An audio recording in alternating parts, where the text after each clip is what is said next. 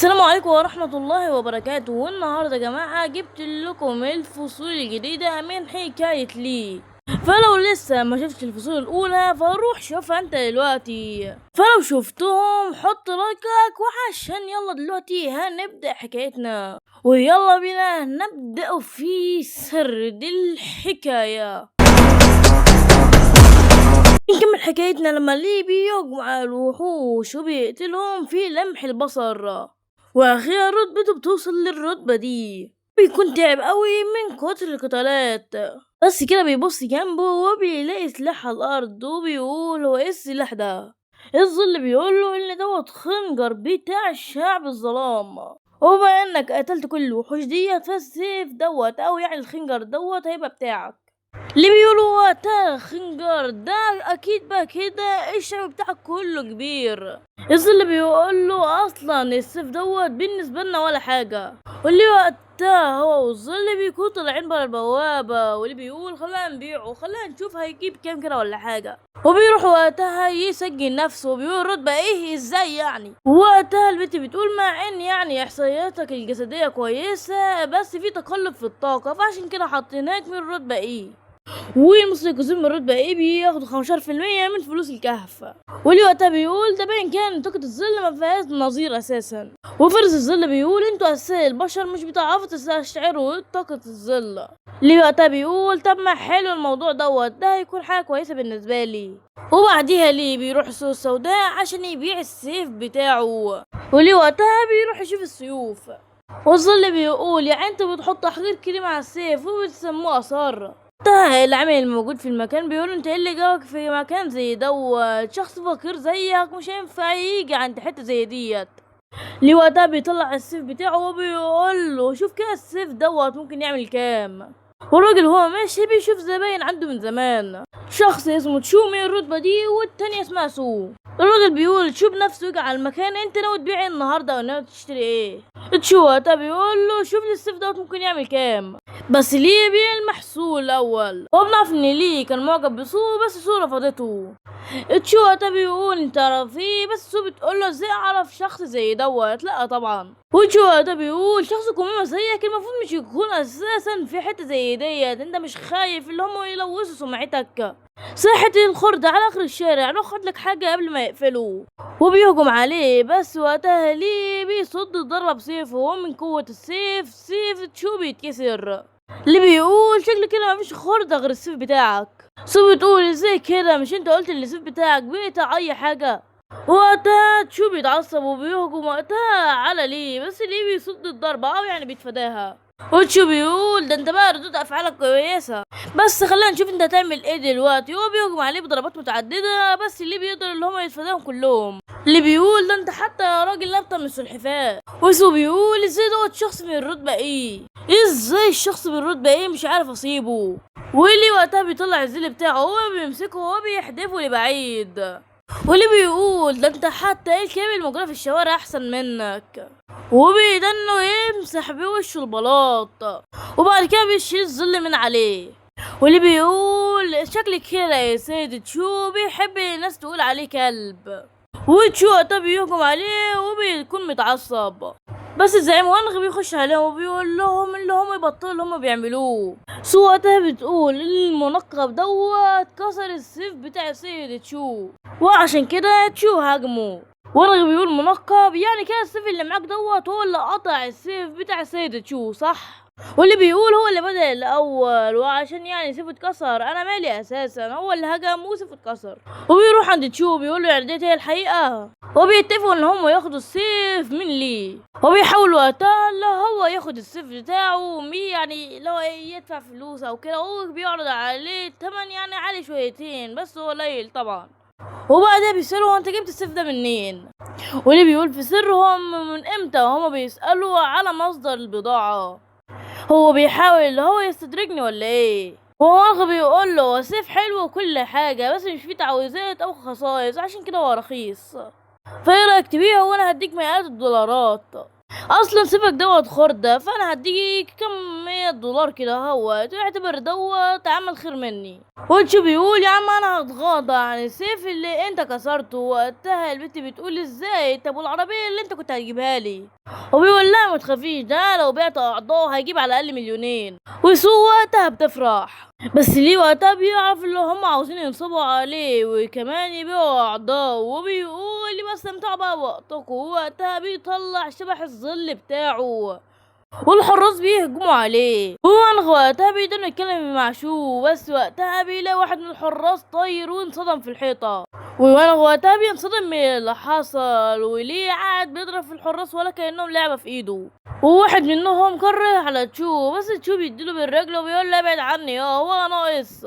حرفيا كمية لا مبالاة، واللي بيقول خلاص اللي جاي دوت دوركو. وتشو وقتها بيتحمس وبيقول من امتى منقب وهو بيعمل بالطريقة ديت او حتى بيتكلم بالطريقة دي، وبيهجم عليه بس ليه ضربة واحدة منه بيرميه لبعيد. وقتها تشو بيتعصب وبيجمع طاقة في ايده وبيقرر وقتها اللي هو يهجم عليه تاني، بس ليه برضه بيصد الضربة بكل سهولة. وتشو بيكون مصدوم من اللي بيحصل وبيقول ازاي اساسا هو انت عندك جدار غير مرئي. وليه وقتها بيمشي ناحيته وتشو بيقول لا تقترب، وليه بيكتبهم كلهم بخطوط الظل بتاعه. وتشو بيقول انت مش منقب اكيد مستيقظ، انت ولا حتى من رتبة ايه، ده انت هتلاقيك من رتبة سي او حتى بي. ووقتها اللي بيقول انا منقب من رتبة ايه معتمد رسميا من النقابة. وبيرفع وقتها ايده وبيقول انتوا عصابة الفهد الاسود مش كده؟ طيب. وبينزل ضرب في وش تشو، وبيديله بعدها رجل بتلزقه في الحيطة، ومن كتر الضرب وش تشو بيطلع دم. واللي بيتكلم وبيقول انا اكتر حاجة بكرهها هم الحسالة زيكو. بس وانغ بيهجم وقتها على تشو من ورا ظهره، واللي من كلمة واحدة منه بيرميه. وتشو بيقول انا معايا 100,000 يوان خدهم ونكون اصدقاء وننسى الموضوع. طب 500,000، طب مليون، طيب. بس وقتها اللي بيمسكوا بخيوط العنكبوت الظلال. وقتها تشو بيقول يا عم 5 ملايين والله مش معايا غيرهم. وقتها اللي بيقول 5 ملايين من شركة NG. صح يا عم انا هسيبك دلوقتي، وعشان بس الفهد الاسود كان اخد مني فلوس كتير اعتبر دوت رد مني. وتشو بيتكلم مع سو بيقول لها مش انت قلت اللي هو منقب؟ وسو بتقول له ما كنتش فاكره اللي هو هيبقى قوي للدرجه دي. بيضربها بالكف وبيقول لها لو انت مش قلت اللي هو منقب كنت على الاقل عملت حذري، الفلوس اللي انا بيجيبها مش سهله ابدا. وبيرن بعدها على اخوه بيقول له اتكلم، وبيقول له على ليه واللي عمله فيه. اخوه اللي اسمه فهد، ايوه والله اسمه فهد، بيقول له بعت لي كل اللي تعرفه عنه. والشخص اللي معاه في الفريق بيقول طب والجماعه اللي ورانا دول نعمل فيهم ايه؟ ففهد بيقول له انت شايف منهم حد عايش؟ فبيقول له لا طبعا، وبيقطعهم كلهم. شوف بعديها ليه وهو موجود في النقابه، والشخص بيساله في حاجه ممكن اساعدك بيها، واللي بيقول له انا واحد من الرتبه ايه او مستيقظ من الرتبه ايه، في حاجه او في مهمه ممكن تناسبني. والكل وقتها اول ما بيسمع اللي هو من الرتبه ايه على طول بيبدأ انهم يضحكوا عليه. والراجل وقتها بيقول له عن المكان اللي موجودين فيه الناس اللي من الرتبه ايه، واللي بيقول انا دلوقتي معايا 5 ملايين، مهمتي دلوقتي ان انا ادور على مهام. وقتها بنتي بتخش على المكان من قوتها، الكل حرفيا بيكون مصدوم، قوتها لوحدها عملت ضغط في المكان. اما لو شفت طاقة ليل كاملة هتعملوا ايه؟ والبنت بيكون طالعة منها هالة حرفيا لا تصدق، والكل حرفيا بيكون مرعوب من القوة الا ليه اللي بيكون حرفيا متحمس على الاخر. والراجل مع البنت بيقول ان احنا دلوقتي هنخش مهمة من الرتبة دي وعاوزين منجم معانا. وقتها اللي بيتحرك والكل بيكون مصدوم، ازاي شخص من الرتبة ايه بيتحرك عادي في الضغط هالة زي ديت؟ المفروض دلوقتي يكون حرفيا نايم على الارض. شكلهم كده مش عارفين مثلا شكله بسكوتية بس ممكن يعورك. بس البنت وقتها بتاخد بالها منه ان هو مش متأثر من طاقتها، وبتقرر انها تاخده كمنقب. الراجل بيقول لها هو حتى مش سجل في الطابور فدوت مش هينفع ودوت مخالف للقوانين. البنت بتعصب وبتقول قانون، انا هو القانون هنا، انا عاوزاه معايا. وفعلا ليه بيروح معاها، والفريق بتاعهم بيكون متكامل من كل ناحية، يعني عندك الساحر، عندك المبارز بالسيف، وكمان عندك المحارب. اللي بيقول ان الفريق بتاعهم متكامل من كل ناحية، وكمان واحدة من الرتبة بي معاهم، يعني كان الامور هتمشي بسلاسة خالص. بس الجيش الكبير اللي تحتنا دوت ومحدش حاسس بيه. المفروض اساسا ان الهوا دي تكون اقوى واحسن من الرتبة دي، ممكن تكون حتى من الرتبة ايه. وبيقولوا وقتها الاشخاص اللي معانا دولت المفروض لا ايوه مش يستشعروها، بس بنتي من الرتبة بي مش عارفة تستشعرها. دي حاجة مثيرة او يعني مثيرة للجدل شويتين، الا لو هي عارفة ومخبية الموضوع. وقتها الراجل بيقول للبيت المفروض دلوقتي ان الكنوز والبلورات موجودة في الداخل، وفعلا بتقرر ان هي تروح وبتاخد ليه معاها. واللي بيقول الهالة المشؤومة لحد دلوقتي بتستخدم قوة، هي مش خايفة على الفريق بتاعها، او هي ترى واثقة ان قوتها ممكن تكفي الجميع وتحميهم. ولسه يا دوبك بيمشوا الاتنين بيقعوا في حفرة عميقة، بس الاتنين بيقدروا اللي هم ينزلوا على ركابهم عادي. بس وقتها بيلاقي وحش من الرتبة دي، والوحش دوت بيكون عملاق جدا، والبنت بتطلع سيفها وبتبدأ لا تتحرك. وقتها بتقف قدامهم، بس اللحظة كده هو بتتوتر وبتروح ورا ليه. بتقول له تقدم انت الاول وانا هغطيك، واللي بيقول لها بس انا مجرد منقب. البنت وقتها بتتكسف وبتقول لها مش يهمني انت الاول. اللي بيقول لها اذا كنت انا من الرتبة ايه وكمان عاوزاها اتحرك، ده انت من الرتبة بيه مش عاوزة تتحركي ازاي يعني منقب يتحرك من هنا ويروح يحاربهم؟ يا عم انا هديك مليون يوان بس روح انت واجد عليهم. واللي بيقول عشان المبلغ دوت ده انا هتحرك واتحرك ونص وهتحرك واتنين كمان، ما انت طلعت اهوت مصلحة زينا يا صاحبي.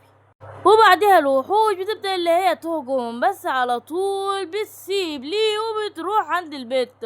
واللي بيقول لا الفلوس بتاعتي. بس في حاجز غريب وقتها بيملى الحتة وبيزقوا كل الوحوش لبعيد. واللي بيقول الحمد لله فلوس لسه بخير. وبعديها وحش بيهجم، بس ليه بيطلع السيف بتاعه وعلى طول بيضربه. واللي بيقول ده انتوا بقى بتطلبوا المتاعب. وبعديها البت اللي هي اخيرا عرفنا اسمها اللي اسمها تشين بتجري على طول من المكان. واللي بيقول طيب الموضوع ده ممكن يكون لصالحي برضه. وبنشوف تشين وهي عماله تجري وبتقف كده في مكانه وبتقول شكل المكان هنا امن، بس في وحش بعديها بيروح عندها. وتشين بتنصدم وبتقول هم ليه مش بيخافوا من هالتي. وبعديها الوحش بيهجم عليها على طول. واللي بيقول غريبة يعني هي ممكن تقاتل فهي ليه خائفة. بس وقتها الصور اللي على تشين بيتفعل وبيعمل برضه جدار الحماية اللي كان موجود، وبيكون في وحش يخبط في ليه بس ليه بيتفاداه. والصور بعديها بيتكسر، وبنعرف بعديها اللي ديت أداة حماية، فمعنى كده ان ديت مش قوتها الحقيقية. وبنعرف بعد كده ان تشين مستيقظة من النوع الغير قتالي. واللي بيقول على فكرة الموضوع ده هيكلفك اكتر عشان انتي عاوزاني مش هقول لحد، بس ليه الوحوش ديت بتهاجمك انتي بس. وكده بيخلص الفصل بتاعنا، اتمنى بيكون عجبكم واستمتعتم به ان شاء الله. ولو انت لسه ما حطيتش لايك فحط دلوقتي واكتب كومنتك كده عشان نعرف ايه حكاية كده القصة دي، ولا حلوة ولا حكايتها ولا نكمل فيها. المهم يعني لو انت ما حطيتش لايك زي ما انا قلت فحطه، ولو ما حطيتش برضو اشتراك فحطه يلا. وكده اكون خلصت كلامي، كان معاكم نجم الانمي ويلا سايونارا.